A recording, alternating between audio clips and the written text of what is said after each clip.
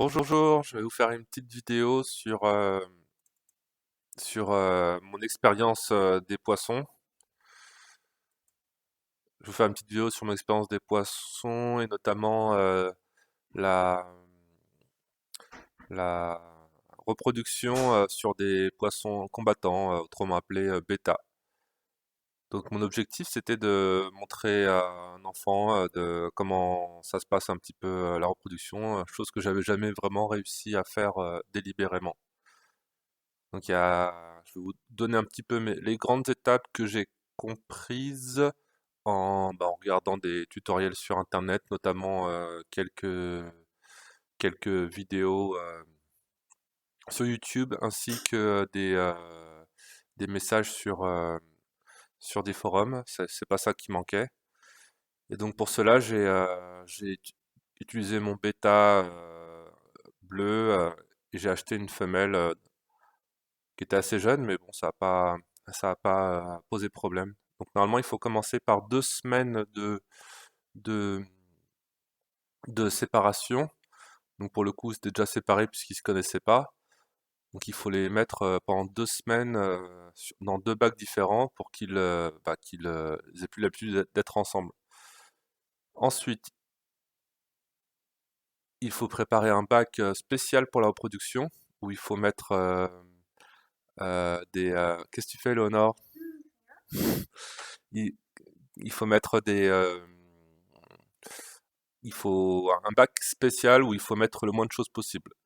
Bon, moi j'ai laissé un petit peu de gravier en dessous, mais je pense qu'il faut mieux éviter. J'ai mis une feuille de cataplasme, ça c'est conseillé. Et il faut mettre moi j'ai laissé une, euh, une filtration interne très douce avec un chauffage où il faut monter la température à 28 degrés. En plus de ça, on met pas beaucoup d'eau, je crois environ 10 à 15 centimètres. euh, et, euh, et une petite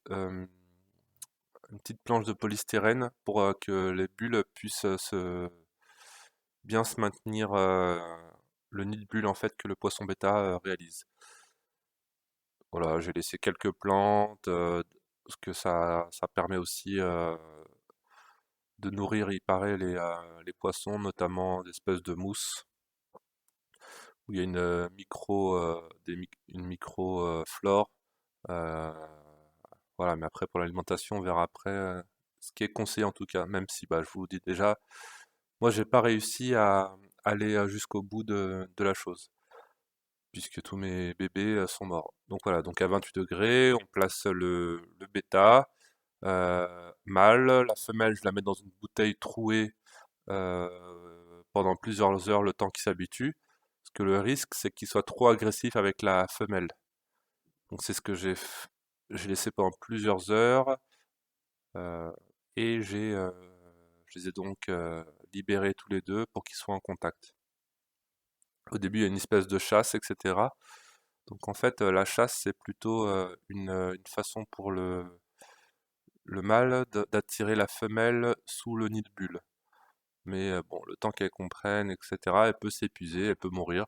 Bon, ça me paraît peu probable qu'elle meure, mais bon, elle peut être traumatisée.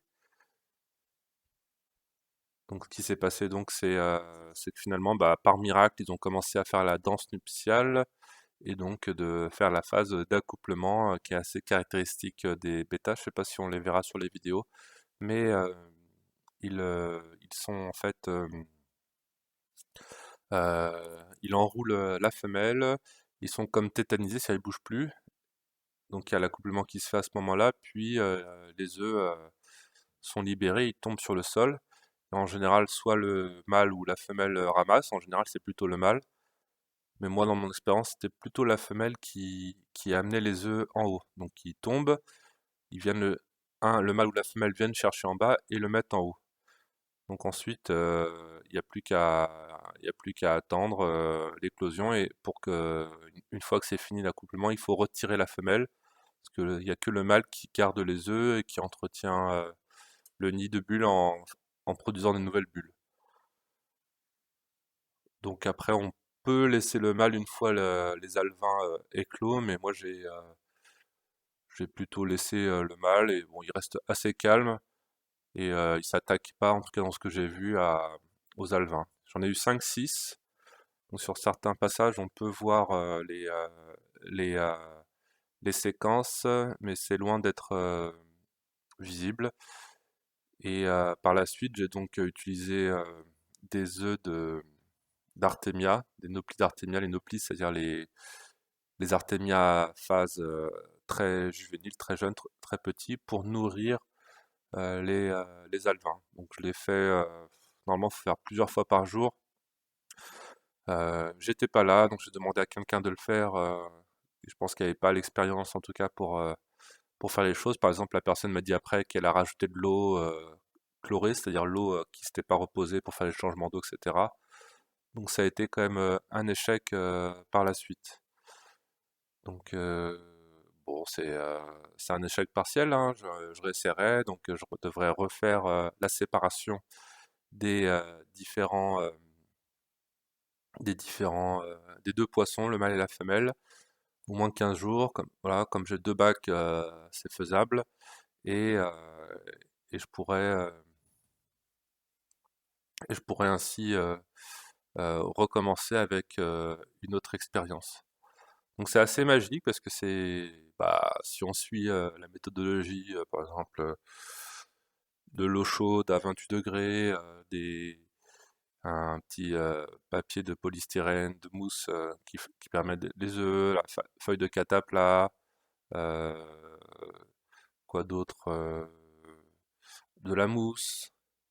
Donc tout ça, ça permet de, bah, comme par magie, bon c'est pas par magie, c'est la nature, hein, mais comme par magie, ça permet de reproduire des bêta splendens ou poissons combattants chez soi. Et voilà. Mais après, ce qui est le plus dur, c'est avoir la patience, être méticuleux, observer. Et après, je pense que la phase la plus dure, c'est vraiment l'élevage. Donc pour l'élevage, il faut acheter un kit d'Artemia. L'idéal, c'est d'en avoir deux, puisqu'il faut les lancer en parallèle, puisqu'ils mettent quand même au moins 24 heures à éclore dans de l'eau salée. Donc si vous êtes en bord de mer, je pense que c'est encore mieux, mais sinon il faut fabriquer les mélanges soi-même. Euh, et, euh, et les nourrir régulièrement. Bah, ce qui dit nourrir régulièrement dit aussi faut laver l'eau régulièrement, sinon ça la pollue. Et voilà, donc au final, bah, j'ai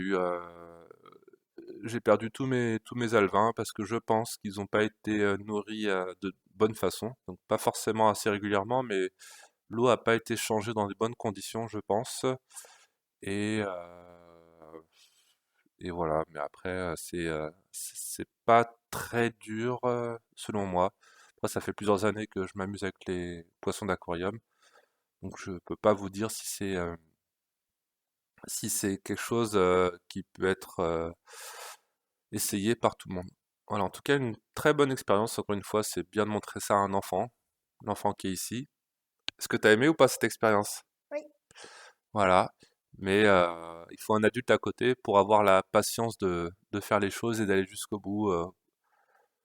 Et après, une fois qu'on a beaucoup de portée, bah, il faut savoir qu'est-ce qu'on en fait, parce que c'est le défaut de ce poisson, c'est que c'est un poisson qui est pas très cher, donc je suis pas sûr ça soit très rentable en tout cas de faire ça. Par exemple, la femelle, je l'ai acheté 2 euros. Des Beta Splendens, on peut en avoir 10 euros, voire moins selon les magasins. C'est vraiment pas le poisson le plus cher, bien qu'il soit magnifique et très intéressant à observer et à s'occuper. Voilà, donc je vous dis à plus tard. Et moi, c'était une première expérience. Donc, si vous avez des retours à faire constructifs, hein, ça peut être aussi des critiques, hein, tant que c'est bon enfant et respectueux, je suis prêt à avoir des échanges. Allez, ciao!